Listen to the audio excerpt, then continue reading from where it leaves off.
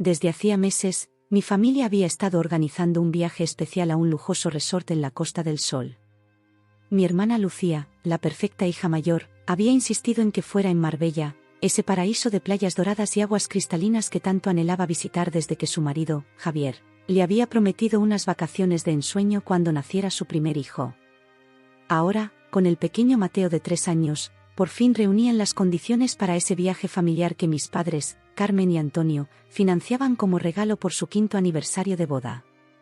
Durante semanas, las conversaciones familiares giraron exclusivamente alrededor de este viaje. En las cenas de los domingos en casa de mis padres, en el barrio antiguo de Sevilla, no se hablaba de otra cosa.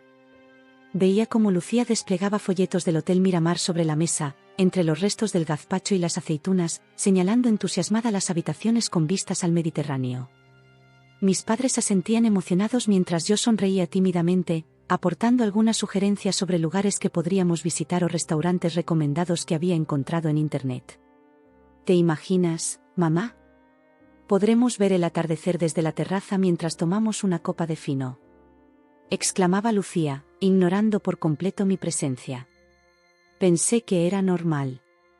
Al fin y al cabo, este viaje era principalmente para celebrar su aniversario. Pero nunca imaginé hasta qué punto yo era invisible para ellos. El día de la partida, cargamos las maletas en el Seat familiar de mi padre.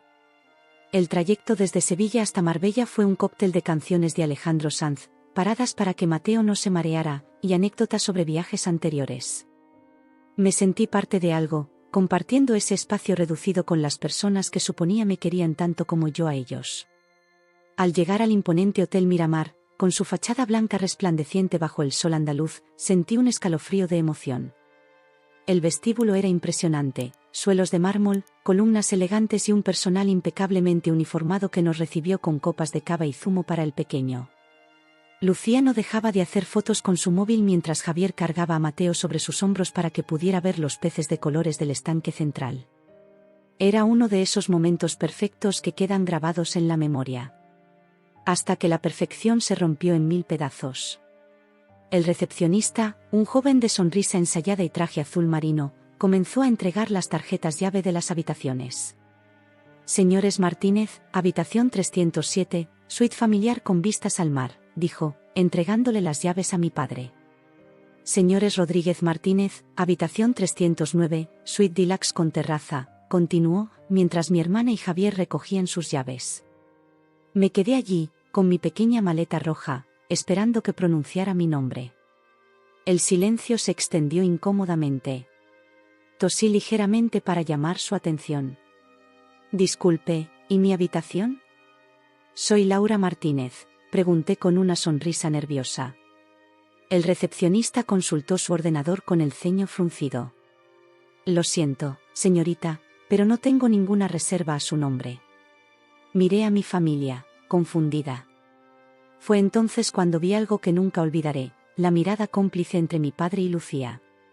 Debe haber un error, insistí, sintiendo como la sangre se me helaba en las venas. Lucía dejó escapar un suspiro teatral, como si yo estuviera complicando innecesariamente las cosas. Con esa voz suya, dulce pero cargada de veneno cuando se dirigía a mí, soltó las palabras que cambiarían nuestra relación para siempre. No hay ningún error, Laura. Reservamos habitaciones para mí, mi esposo y nuestro hijo. Nosotros somos la verdadera familia. Tú eres solo una parásita que siempre está mendigando atención. El vestíbulo, antes tan grandioso, pareció encogerse a mi alrededor. El murmullo de las conversaciones y el tintineo de las copas se transformaron en un zumbido distante. Vi cómo mi madre bajaba la mirada, aparentemente fascinada por el diseño del suelo. Mi padre se aclaró la garganta, pero no dijo nada. Su silencio fue más doloroso que las palabras de Lucía. Ese silencio me confirmaba lo que siempre había sospechado. Para ellos, yo era la hija secundaria, la que nunca estuvo a la altura de las expectativas, la que no consiguió un marido exitoso ni les dio nietos. A mis 32 años, con un trabajo como profesora de literatura en un instituto público, yo era la decepción familiar que toleraban por obligación. Intenté tragar el nudo que se me había formado en la garganta. Las lágrimas amenazaban con desbordarse, pero no les daría esa satisfacción. No allí, no en ese momento. Durante toda mi vida había intentado ganarme el amor y la aprobación de mi familia, especialmente de Lucía, 7 años mayor que yo y siempre la favorita indiscutible. Pero en ese instante, algo se rompió definitivamente entre nosotros. Miré alrededor, al lujoso hotel que habían elegido para su verdadera familia, y sentí que ya no pertenecía a ese cuadro perfecto. Quizás nunca había pertenecido. Respiré hondo, contando mentalmente hasta 10 como me había enseñado mi terapeuta. Enderecé la espalda y, mirando directamente a los ojos de Lucía, respondí con una calma que ni yo misma sabía que poseía: entonces me voy. Espero que este viaje valga la pena. Sin esperar respuesta, tomé el asa de mi maleta y me dirigí hacia la salida. Podía sentir las miradas de los otros huéspedes siguiéndome, probablemente preguntándose qué drama familiar acababan de presenciar. El portero me abrió la puerta con una sonrisa profesional que no correspondí. Una vez fuera, el calor de julio me golpeó como una bofetada. El contraste entre el aire acondicionado del hotel y los 38 grados de la tarde marbellí me hizo marearme por un instante. ¿Y ahora qué? No tenía reserva en ningún otro hotel, y era temporada alta en la Costa del Sol. Además, mi presupuesto de profesora no daba para los precios desorbitados de Marbella en pleno verano. Comencé a caminar por el paseo marítimo, arrastrando mi maleta sobre los adoquines. El sol se reflejaba en el mar como millones de diamantes danzantes. Parejas paseaban de la mano, familias disfrutaban de helados, turistas fotografiaban cada rincón, y yo me sentía invisible entre tanta felicidad ajena. Mi teléfono vibró en el bolsillo de mi vestido veraniego. Era un mensaje de mi madre: ¿dónde estás? Vuelve, por favor. Tu hermana no quería decir eso. Bloqueé la pantalla sin responder. Claro que quería decirlo. Lucía siempre había sido brutalmente honesta, especialmente conmigo. Desde pequeñas, cuando rompía mis muñecas sin querer o cuando le contaba a todos mis compañeros de clase sobre mi incontinencia nocturna a los 8 años. Su crueldad siempre había sido directa, sin subterfugios. Mis padres, en cambio, eran maestros del silencio cómplice. Nunca la reprendían, nunca tomaban partido. «Es que tú eres más fuerte, Laura», solían decirme. «Tu hermana es más sensible, tienes que entenderla». Y así crecí, creyendo que mi papel en la familia era aguantar, comprender, perdonar y nunca exigir el mismo trato que recibía Lucía. Después de caminar sin rumbo durante casi una hora, divisé un pequeño café llamado El Rincón de Manolo, en una callejuela alejada del bullicio turístico. Entré, agradeciendo el frescor del local y el olor reconfortante a café recién hecho. Una señora mayor, con el pelo recogido en un moño y un delantal floreado, me recibió con una sonrisa genuina. «¿Qué te pongo, guapa?» «Tienes cara de necesitar algo más fuerte que un café», dijo con marcado acento andaluz. «Un té, por favor». «Y quizás información sobre algún hostal económico por la zona», respondí, intentando que no se me quebrara la voz. La señora, que se presentó como Dolores, me sirvió un té con limón y unas pastas caseras, para endulzar ese disgusto que llevas encima. Me indicó un pequeño hostal regentado por su cuñada a pocas calles de allí. «No es el Riz, pero está limpio y la Conchi tiene buen corazón. Dile que vas de mi parte y te hará precio». Mientras saboreaba el té, saqué mi teléfono nuevamente. 7 llamadas perdidas, 3 de mi madre, 2 de mi padre y 2 de Lucía.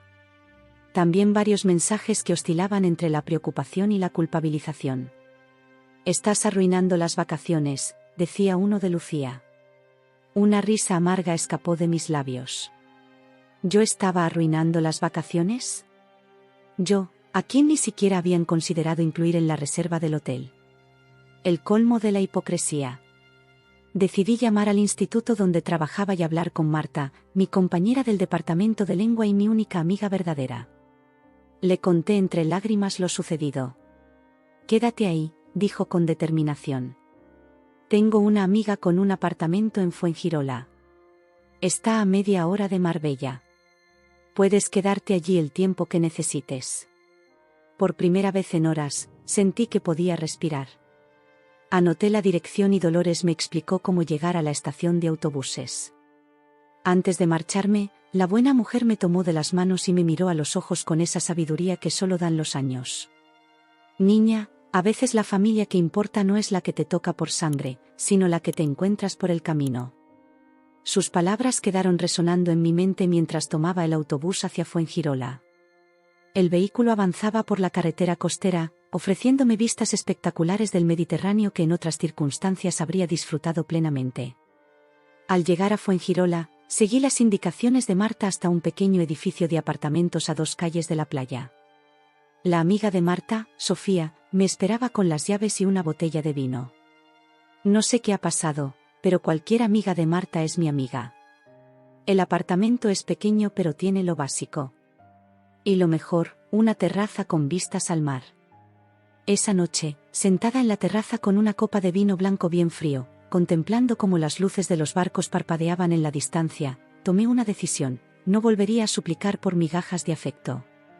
Si mi familia no podía valorarme, yo sí lo haría. Mi teléfono seguía vibrando intermitentemente. En un impulso, casi lo apago definitivamente, pero algo me detuvo. En vez de eso, escribí un mensaje conciso: estoy bien. No me busquéis. Necesito tiempo. Luego silencié todas las notificaciones y me concentré en el sonido de las olas rompiendo en la orilla. A veces, el silencio es la respuesta más elocuente. Y yo había callado demasiado tiempo. La mañana siguiente me recibió con un cielo despejado y el aroma a sal marina colándose por la ventana. Me desperté desorientada, tardando unos segundos en recordar dónde estaba y por qué. La realidad de lo sucedido el día anterior me golpeó como un mazo, pero extrañamente no sentí el dolor desgarrador que esperaba. En su lugar, experimenté una especie de ligereza, como si me hubiera liberado de un peso que llevaba cargando desde siempre. Desayuné un café con tostadas en la terraza, observando a los madrugadores que ya poblaban la playa con sus sombrillas y toallas. No tenía planes concretos para el día, pero eso, en lugar de angustiarme, me resultó liberador. Por primera vez en mucho tiempo, podía hacer exactamente lo que quisiera sin tener que consultar, complacer o adaptarme a los deseos de mi familia. Decidí explorar Fuengirola como una auténtica turista. Me vestí con un sencillo vestido azul, me calcé unas sandalias cómodas y salí del apartamento con solo lo esencial: algo de dinero, las llaves y mi teléfono, que seguía en modo silencioso. No quería ver cuántos mensajes o llamadas tenía. Hoy sería un día para mí, sin intrusiones del exterior. El paseo marítimo estaba ya bullicioso a pesar de ser apenas las 10 de la mañana. Familias con niños, parejas de ancianos caminando de la mano, grupos de jóvenes extranjeros con la piel enrojecida por el sol. La vida discurría con esa cadencia especial que solo tienen los pueblos costeros en verano. Me detuve en un puesto de artesanía donde una mujer de mediana edad vendía joyas hechas con conchas y piedras marinas. ¿Te gusta este?, me preguntó, mostrándome un delicado colgante con una pequeña estrella de mar. Lo hice anoche, aún no lo había puesto a la venta. Algo en la forma en que brillaba bajo el sol me cautivó. Sin pensarlo demasiado, lo compré. Un pequeño capricho, un recuerdo de este extraño viaje que había tomado un rumbo inesperado. Trae buena suerte, me aseguró la artesana mientras me lo ponía. La estrella de mar simboliza la capacidad de regeneración. Aunque pierdas una parte de ti, puedes volver a crecer. Sus palabras resonaron en mí con una fuerza inesperada. Tal vez era eso exactamente lo que necesitaba: regenerarme después de haber perdido la parte de mí que siempre había estado buscando la aprobación familiar. Continué mi paseo hasta llegar al puerto deportivo. Decenas de embarcaciones de diferentes tamaños se mecían suavemente en el agua. Me senté en un banco frente al mar, simplemente observando el ir y venir de los marineros y pescadores. A mi lado, un hombre mayor alimentaba a las gaviotas con trozos de pan, riendo cada vez que una particularmente audaz se lo arrebataba directamente de la mano. Son como las personas, me dijo al notar mi interés. Algunas esperan pacientemente su turno, otras arrebatan lo que quieren sin importarles los demás. Sonreí, pensando inevitablemente en Lucía. Ella siempre había sido una gaviota audaz, tomando lo que quería, mientras yo esperaba pacientemente las migajas. ¿Es usted de aquí?, le pregunté, curiosa por su marcado acento andaluz. Nacido y criado en este pueblo, cuando aún vivíamos principalmente de la pesca y no del turismo, respondió con orgullo. Soy Manolo, para servirla. Laura, me presenté. Estoy de visita. Pues has elegido buen sitio para descansar. Aquí el tiempo pasa distinto, ¿sabes? Más lento, más auténtico. Charlamos durante casi una hora. Manolo me contó historias de Fuengirola, de cómo había cambiado el pueblo a lo largo de los años, de las tormentas que había enfrentado como pescador y de cómo había conocido a su esposa, ya fallecida, en un baile de feria. No mencioné mi situación familiar, pero algo en su mirada me decía que entendía que yo estaba escapando de algo. Cuando nos despedimos, me recomendó un pequeño restaurante cerca del castillo Soujal, donde según él, se comía el mejor pescadito frito de toda la costa. Seguí su consejo y almorcé en Casa Paco, un local sin pretensiones pero lleno hasta la bandera, siempre buena señal. Disfruté de un plato de boquerones fritos, ensalada malagueña y una copa de vino blanco bien frío. El camarero, al verme sola, me trató con especial atención, recomendándome sitios que visitar y contándome anécdotas que me hicieron reír sinceramente por primera vez en mucho tiempo. Después de comer, subí hasta el castillo Soujal, una antigua fortaleza árabe desde donde se dominaba toda la bahía. La vista era impresionante, el azul intenso del Mediterráneo contrastando con el blanco de los edificios. Me senté en una de las murallas, dejando que la brisa jugara con mi pelo mientras reflexionaba sobre mi vida. ¿Cuánto tiempo había desperdiciado intentando ganarme un lugar en una familia que no me valoraba? ¿Por qué me había empeñado tanto en ser aceptada por personas que claramente no querían hacerme un hueco en sus vidas? Quizás este viaje, con toda su dolorosa revelación, era exactamente lo que necesitaba para romper ese ciclo destructivo. Al atardecer, volví a la playa. Me quité las sandalias y caminé por la orilla, dejando que el agua tibia acariciara mis pies mientras el sol comenzaba su descenso hacia el horizonte, tiñendo el cielo de tonos anaranjados y rosados. La playa estaba más tranquila ahora, con solo algunos grupos desperdigados y parejas disfrutando del romántico momento. Me senté en la arena, abrazando mis rodillas mientras contemplaba cómo el sol se fundía con el mar en la distancia. Era un espectáculo hipnótico, casi místico. Por primera vez en días, encendí mi teléfono, más por curiosidad que por auténtico interés en las comunicaciones familiares. Tenía 27 llamadas perdidas y más de 50 mensajes, la mayoría de mis padres y algunos de Lucía, que oscilaban entre la preocupación, el enfado y finalmente algo parecido a la culpabilidad. El último mensaje, recibido apenas una hora antes, era de mi madre. Por favor, Laura, dinos dónde estás. Estamos muy preocupados. Tu padre quiere hablar contigo, es importante. Estaba considerando responder cuando un ruido ensordecedor rompió la paz de la tarde.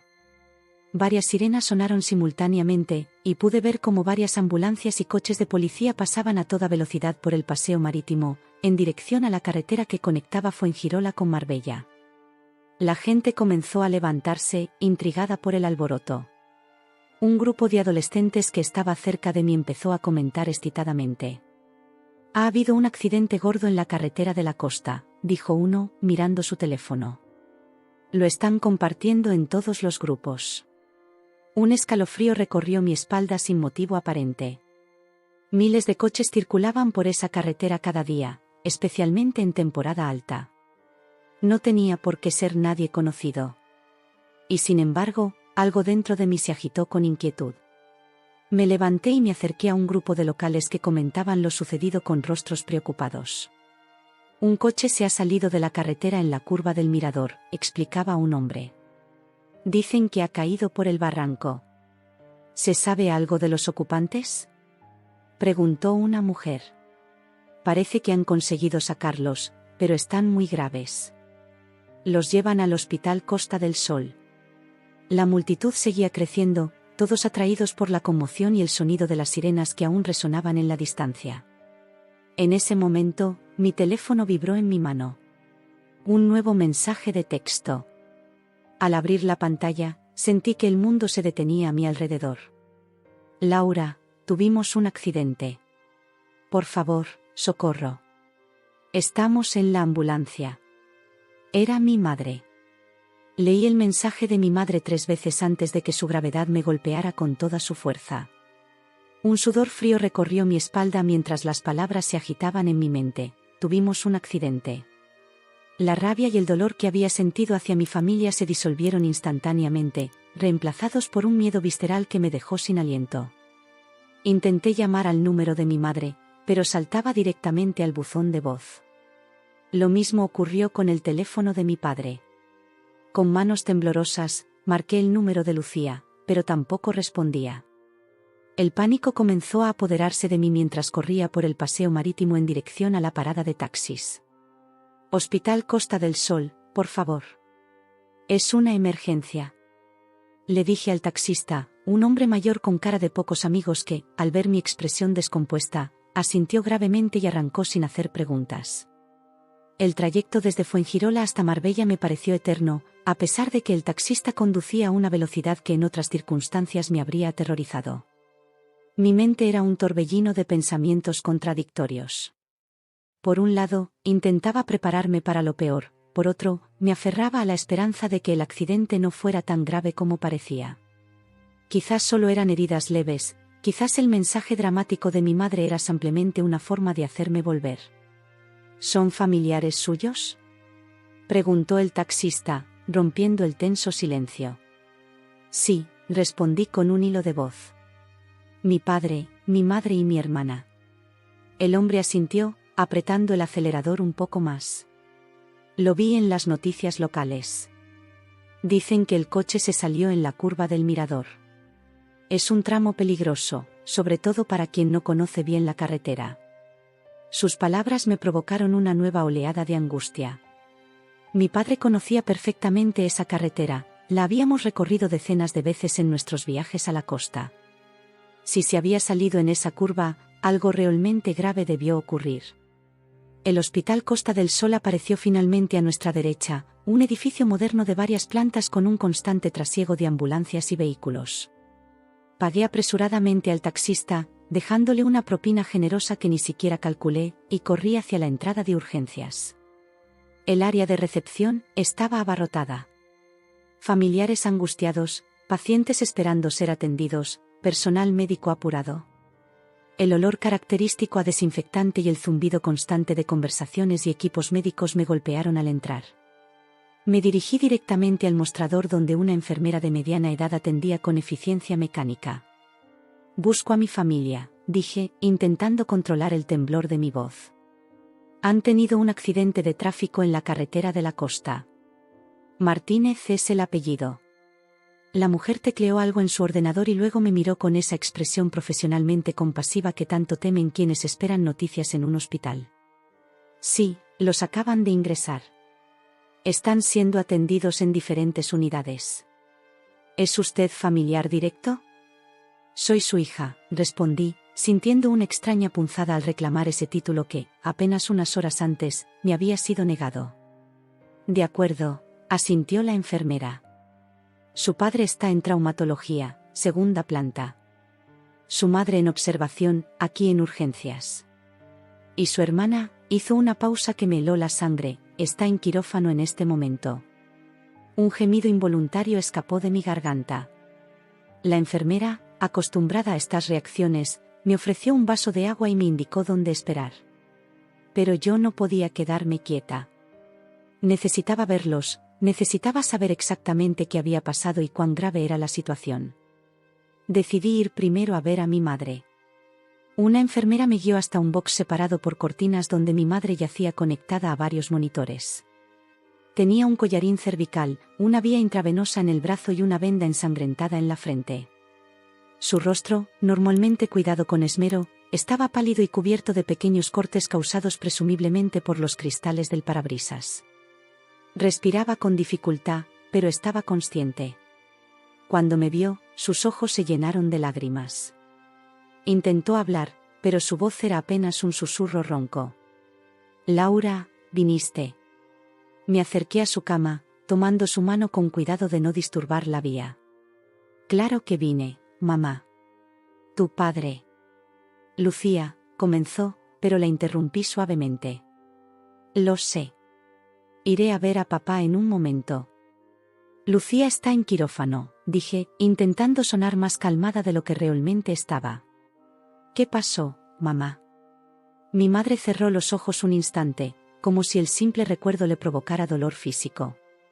Íbamos a buscarte, dijo finalmente. Después de que te fueras. Lucía se dio cuenta, todos nos dimos cuenta, se detuvo, buscando aire. Tu padre conducía muy rápido, estaba angustiado. ¿No te contestabas el teléfono? Un coche se nos cruzó y tu padre giró para evitarlo. No pude evitar que las lágrimas acudieran a mis ojos. Habían tenido el accidente por mi culpa, porque me estaban buscando después de haberme marchado. El peso de la culpa comenzó a aplastarme. No fue culpa tuya, dijo mi madre, como si pudiera leer mis pensamientos. Fue nuestra, siempre ha sido nuestra. Antes de que pudiera responder, un médico entró al box. Señora Martínez, vamos a trasladarla a planta. Necesita descansar, miró hacia mí. ¿Es usted familiar? Soy su hija, respondí automáticamente. Su madre está estable. Tiene una conmoción leve, varias costillas fisuradas y un esguince cervical, pero evolucionará favorablemente. Si quiere, puede acompañarla mientras la subimos a planta. Asentí, agradecida por la información, pero consciente de que aún no había visto a mi padre ni sabía nada del estado de Lucía. Voy a ver a papá primero, mamá, le dije, apretando suavemente su mano. Volveré en cuanto pueda. Mi madre asintió levemente, limitada por el collarín. Antes de que me marchara, me retuvo débilmente. Laura, lo siento tanto. Algo en su mirada, en la profundidad de su arrepentimiento, me dijo que no se refería solo al accidente sino a algo mucho más antiguo, años de favoritismo, de permitir que Lucía me menospreciara, de no haberme defendido nunca. Era una disculpa que llegaba tarde, pero que por primera vez parecía sincera. Subí a la segunda planta con el corazón encogido. Un enfermero me indicó la habitación de mi padre. Al entrar, me quedé paralizada en el umbral. Mi padre, ese hombre robusto y siempre activo que había comandado nuestra familia con autoridad indiscutida, estaba ahora tumbado en una cama de hospital, con un brazo escayolado, el torso vendado y múltiples cortes y moretones en el rostro. Tenía los ojos cerrados y por un terrible momento pensé que había llegado demasiado tarde. Pero entonces abrió los ojos y me vio. A diferencia de la reacción de mi madre, la suya fue de pura sorpresa, como si no pudiera creer que realmente estuviera allí. ¿Laura? Su voz sonaba débil, casi irreconocible. ¿De verdad eres tú? Me acerqué a su cama, sintiendo que cada paso era más difícil que el anterior. Sí, papá. Soy yo. Estoy aquí. Los ojos de mi padre se inundaron de lágrimas, algo que jamás había visto en mis 32 años de vida. Antonio Martínez, constructor retirado y patriarca implacable, siempre había considerado el llanto como una debilidad imperdonable. Sin embargo, ahí estaba, dejando que la emoción fluyera libremente por su rostro marcado por las arrugas y ahora también por los cortes del accidente. Pensé que no volveríamos a verte, murmuró, extendiendo su mano sana hacia mí. Dudé un instante antes de tomarla. Toda una vida de emociones contradictorias se agolpaba en mi pecho, el amor natural por mi padre, el resentimiento por su favoritismo hacia Lucía, la rabia por lo sucedido en el hotel y ahora la culpa por el accidente. Finalmente, tomé su mano y sentí cómo se aferraba a la mía con una desesperación impropia de él. ¿Cómo estás?, pregunté, notando lo inadecuada que sonaba la pregunta ante su evidente estado. Viviré, respondió con un intento de sonrisa que se transformó en una mueca de dolor. Tengo el brazo roto en 3 partes, 4 costillas fracturadas y una contusión pulmonar. El médico dice que he tenido suerte. ¿Suerte?, repetí incrédula. El coche cayó por un barranco de casi 20 metros, Laura. Si no llega a ser por los árboles que frenaron la caída. La imagen de mi familia precipitándose por un acantilado me provocó un mareo súbito. Tuve que apoyarme en la cama para no caer. Lo siento tanto, papá, dije, sintiendo que las palabras eran ridículamente insuficientes. Si no me hubiera ido, no, me interrumpió con firmeza. No te atrevas a culparte. Fuimos nosotros quienes te fallamos. Te traté, como si fueras prescindible, hizo una pausa, buscando oxígeno. Siempre supe que no era justo, pero era más fácil ceder ante Lucía que enfrentarla. Su confesión me dejó sin palabras. Durante años había intuido esto, pero escucharlo de sus propios labios era otra cosa completamente distinta. Cuando te fuiste del hotel, continuó mi padre, algo cambió dentro de mí. Vi por primera vez lo que habíamos estado haciendo contigo todos estos años. Lucía estaba furiosa, pero yo solo podía pensar en lo que debías estar sintiendo. Las enfermeras entraron en ese momento para comprobar sus constantes, interrumpiendo nuestra conversación. Aproveché para preguntar por Lucía, pero nadie parecía tener información actualizada sobre su estado. Lo único que sabían era que seguía en quirófano. Cuando nos quedamos solos de nuevo, mi padre retomó la conversación como si temiera no tener otra oportunidad. Laura, hay algo que necesitas saber, su voz sonaba urgente. Hace años, cuando murió tu abuela Pilar, dejó un testamento. Dividió su herencia en 3 partes, una para mí, otra para tu tío Rafael y otra para ti. Me quedé inmóvil, procesando esta información. Mi abuela Pilar había sido la única que parecía tener una debilidad especial por mí. Mientras mis padres y Lucía formaban un frente unido, mi abuela siempre encontraba momentos para estar a solas conmigo, enseñándome a hacer torrijas o contándome historias de su juventud en la posguerra. ¿Para mí? ¿No para Lucía y para mí? Mi padre negó lentamente con la cabeza. Solo para ti. Dijo que Lucía ya tenía nuestro favor, que tú necesitabas a alguien que te respaldara. Hizo una pausa, visiblemente incómodo. Nunca te lo dije. Lucía se puso furiosa cuando lo supo y yo utilicé ese dinero para ayudarla a comprar su casa con Javier.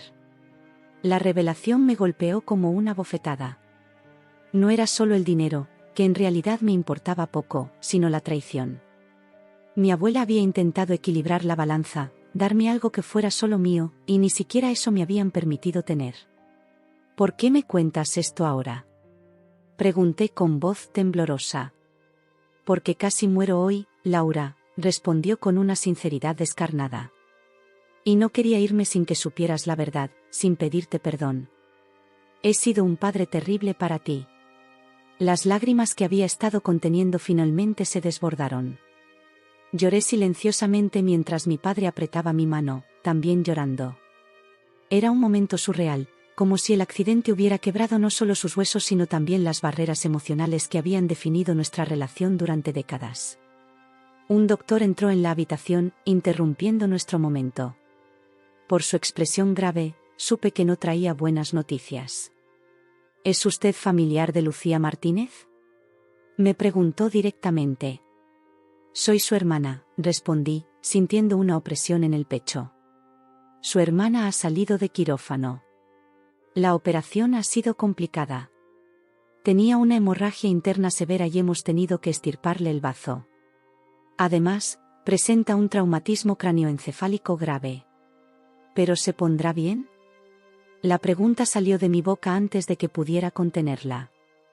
El médico adoptó esa expresión cuidadosamente neutral que usan cuando no quieren dar falsas esperanzas ni quitar toda esperanza. Las próximas 48 horas serán críticas. Ha perdido mucha sangre y el golpe en la cabeza ha provocado inflamación cerebral. La hemos inducido al coma para reducir la presión intracraneal. Mi padre dejó escapar un gemido angustiado. El médico nos informó que Lucía estaba siendo trasladada a la UCI y que podríamos verla brevemente una vez que estuviera instalada. Cuando el médico se marchó, mi padre me miró con una súplica silenciosa en los ojos. Ve tú primero, por favor. Yo no puedo levantarme y necesito saber cómo está. Asentí, prometiéndole que volvería con noticias. Antes de salir, me retuvo un momento más. Laura, si algo le pasa a Lucía, no sé si podré soportarlo, pero tampoco sé si podré perdonarme por cómo te hemos tratado todos estos años. Sus palabras me acompañaron mientras caminaba hacia la UCI, un área del hospital donde el silencio solo era interrumpido por el pitido constante de las máquinas que mantenían con vida a los pacientes más graves. Una enfermera me guió hasta el cubículo donde estaba Lucía. Nada me había preparado para lo que vi. Mi hermana, siempre tan vital, tan dominante, yacía inerte en una cama rodeada de máquinas. Un tubo respiratorio salía de su boca, su cabeza estaba parcialmente rapada y vendada, y su piel tenía un tono grisáceo que contrastaba terriblemente con los moretones violáceos que cubrían gran parte de su rostro. Los monitores mostraban sus constantes vitales en una danza de líneas y números que no comprendía del todo, pero que intuía no eran del todo favorables. Me acerqué temblorosa a su cama. Esta mujer, que apenas unas horas antes me había humillado públicamente, ahora luchaba por su vida. ¿Qué se supone que debía sentir? ¿Compasión? ¿Resentimiento? ¿Ambos al mismo tiempo? Solo puede quedarse 5 minutos, me informó la enfermera. Aunque está sedada, algunos estudios sugieren que los pacientes pueden escuchar. Si quiere hablarle, adelante. La enfermera se retiró discretamente, dejándome a solas con Lucía. Me senté en la silla junto a su cama, observando el rostro de quien había sido mi torturadora y mi ídolo durante toda mi vida. Lucía siempre había sido la perfecta, la exitosa, la favorita. Yo siempre había sido su sombra, intentando desesperadamente imitar sus logros sin conseguirlo nunca.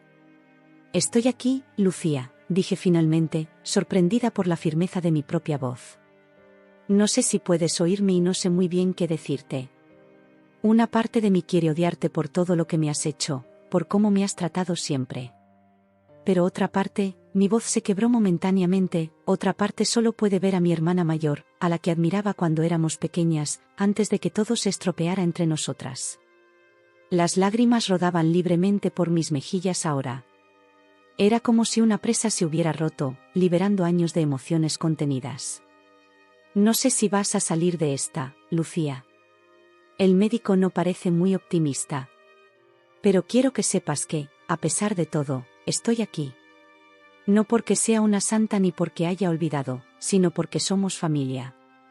Y eso significa algo para mí, aunque para ti nunca haya significado lo mismo. Los días siguientes transcurrieron en una nebulosa de pasillos hospitalarios, cafés insípidos de máquina y conversaciones en voz baja con médicos y enfermeras. Me instalé en un pequeño hotel cerca del hospital, convirtiendo la habitación 214 en mi base de operaciones improvisada. Desde allí coordinaba visitas, hablaba con el seguro médico, informaba a familiares y amigos, y ocasionalmente dormía unas pocas horas cuando el agotamiento me vencía. Mi madre fue dada de alta al tercer día, aunque con indicaciones de reposo absoluto. Decidimos que lo mejor era que se quedara en mi habitación de hotel, ya que el resort donde originalmente se alojaban estaba demasiado lejos del hospital. Fue extraño compartir ese espacio reducido con ella, como si fuéramos dos desconocidas obligadas a convivir. Las primeras horas fueron incómodas, llenas de silencios tensos y miradas esquivas. Pero poco a poco, algo comenzó a cambiar. Una noche, mientras le ayudaba a cambiarse el vendaje de la frente, mi madre rompió el silencio. Cuando eras pequeña, siempre querías ayudarme con todo, dijo con voz suave. Recuerdo que con apenas 5 años insistías en poner la mesa o doblar la ropa. Eras tan distinta a Lucía. Me quedé quieta, sorprendida por este inicio de conversación. Lucía siempre fue más como tu padre, continuó. Exigente, temperamental, necesitada de atención constante. Tú eras más como yo, o como yo debería haber sido, fuerte, independiente, capaz de cuidar de los demás sin exigir nada a cambio. No fue una elección, mamá, respondí mientras aplicaba cuidadosamente el antiséptico. Me adapté a lo que necesitabais de mí. Mi madre asintió lentamente, como si esta simple verdad nunca se le hubiera ocurrido. Tu abuela Pilar siempre decía que eras la más valiente de todos nosotros. No la creí entonces, pero ahora sé que tenía razón. Esa noche, sentadas en la pequeña terraza de la habitación compartiendo una botella de vino, mi madre me contó historias de su juventud que nunca había compartido conmigo. Habló de sus sueños frustrados, de cómo había querido estudiar bellas artes pero acabó trabajando en la empresa de construcción de mi padre. Me habló de sus miedos, de cómo el carácter dominante de mi padre y luego el de Lucía la habían ido arrinconando hasta convertirla en una mera espectadora de su propia vida. No es una excusa para cómo te tratamos, dijo, mirando fijamente su copa de vino. Pero quizás ayude a entender por qué no te defendí. No sabía cómo defenderme ni a mí misma. Esa conversación marcó un punto de inflexión. Mi madre y yo comenzamos a reconstruir nuestra relación desde cero, descubriéndonos mutuamente como si fuéramos nuevas versiones de nosotras mismas. Era un proceso frágil, lleno de momentos incómodos y recuerdos dolorosos, pero también de pequeñas victorias y risas inesperadas. Mientras tanto, el estado de mi padre mejoraba día a día. Su recuperación física avanzaba con rapidez, pero era su transformación emocional lo que realmente me sorprendía. El hombre estoico y autoritario que había conocido toda mi vida se había convertido en alguien reflexivo, capaz de expresar arrepentimiento y de pedir perdón sin sentir que eso disminuía su valor. Una mañana, mientras lo ayudaba a caminar por el pasillo del hospital como parte de su rehabilitación, me confesó algo que me dejó atónita. «Siempre tuve miedo de quererte demasiado», dijo, apoyándose pesadamente en mi brazo. «Eras tan parecida a mi madre, tan genuina, tan capaz de ver a través de las apariencias. Temía que si te dejaba entrar, verías lo poco que valía realmente». «¿De qué hablas, papá? Siempre fuiste el hombre más seguro que conocí». Sonrió con tristeza. «Eso era lo que quería que vierais todos. La verdad es que me sentía un impostor. Construí la empresa desde cero, sí, pero siempre temiendo que todo se desmoronara, que todos descubrieran que no era tan inteligente ni tan fuerte como aparentaba». Esta revelación me hizo ver a mi padre bajo una luz completamente nueva. Su favoritismo hacia Lucía, su frialdad hacia mí, todo adquiría un nuevo significado. No justificaba el daño que me había causado, pero al menos me permitía entenderlo desde una perspectiva más compasiva. Lucía, por su parte, seguía luchando entre la vida y la muerte. Los médicos habían reducido la sedación gradualmente, esperando que despertara del coma, pero por el momento solo mostraba respuestas reflejas básicas. Javier, su marido, había llegado al día siguiente del accidente con el pequeño Mateo. Verlos me produjo sentimientos encontrados. Javier siempre había sido cordial conmigo, pero también había sido cómplice en mi exclusión sistemática de los eventos familiares. Para mi sorpresa, fue él quien dio el primer paso hacia la reconciliación. «Laura, sé que no he sido el mejor cuñado», me dijo un día mientras esperábamos juntos fuera de la UCI. «Siempre supe que Lucía te trataba injustamente, pero nunca dije nada. Era más fácil seguirle la corriente». Aprecié su honestidad, aunque no borraba años de desplantes y humillaciones. «¿Sabes qué es lo irónico?», continuó Javier. «Cuando Lucía y yo empezamos a salir, me habló maravillas de ti. Decía que eras la persona más inteligente y bondadosa que conocía. Creo que en el fondo siempre te ha admirado, aunque eso la aterrorizaba». Esta revelación me dejó desconcertada. ¿Lucía me admiraba? La persona que había dedicado su vida a hacerme sentir insignificante en realidad me veía como alguien a quien respetar. El pequeño Mateo se convirtió inesperadamente en mi aliado durante esos días. A sus 3 años, no entendía bien lo que sucedía, solo sabía que su madre estaba durmiendo y que todos estaban tristes. Se encariñó conmigo casi instantáneamente, quizás porque era la única que tenía energía para jugar con él o contarle cuentos. Verlo reír en medio de tanta tristeza fue como un bálsamo para todos. Fue durante una de esas sesiones de cuentos improvisados en la cafetería del hospital cuando recibimos la noticia: Lucía había despertado.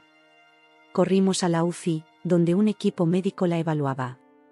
Cuando finalmente nos permitieron entrar, me quedé en segundo plano, dejando que Javier se acercara primero con Mateo. Mi hermana estaba pálida y evidentemente confundida, pero consciente. El tubo respiratorio había sido sustituido por una mascarilla de oxígeno que le permitía hablar, aunque con dificultad.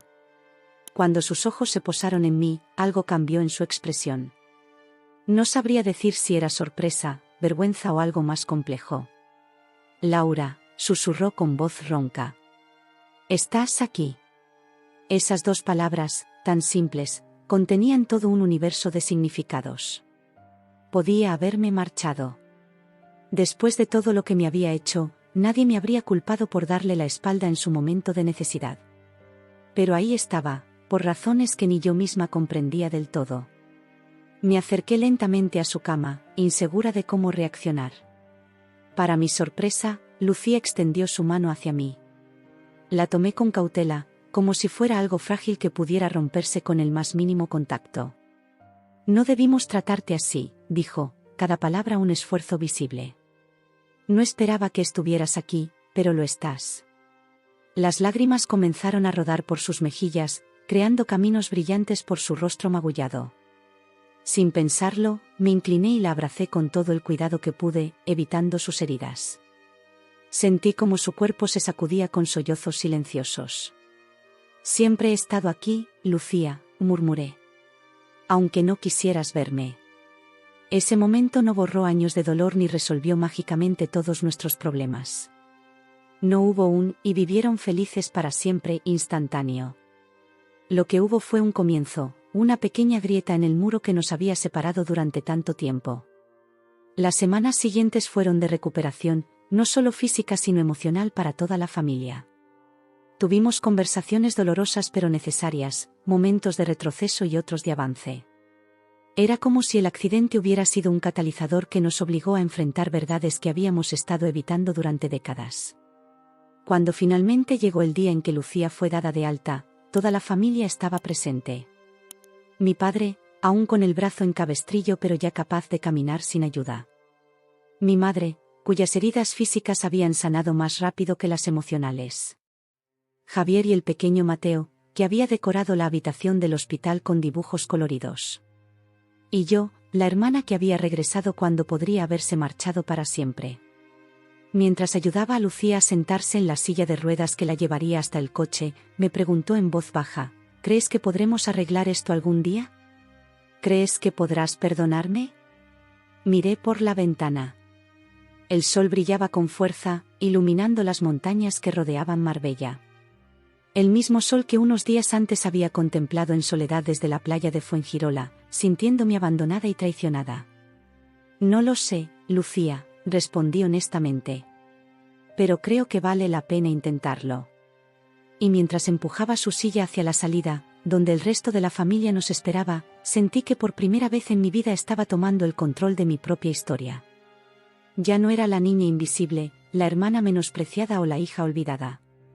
Era simplemente Laura, con todas mis fortalezas y debilidades, dispuesta a construir una nueva relación con mi familia, pero esta vez en mis propios términos. El futuro era incierto, pero por primera vez en mucho tiempo, me sentía esperanzada. No porque todo fuera perfecto, sino porque finalmente todo era real.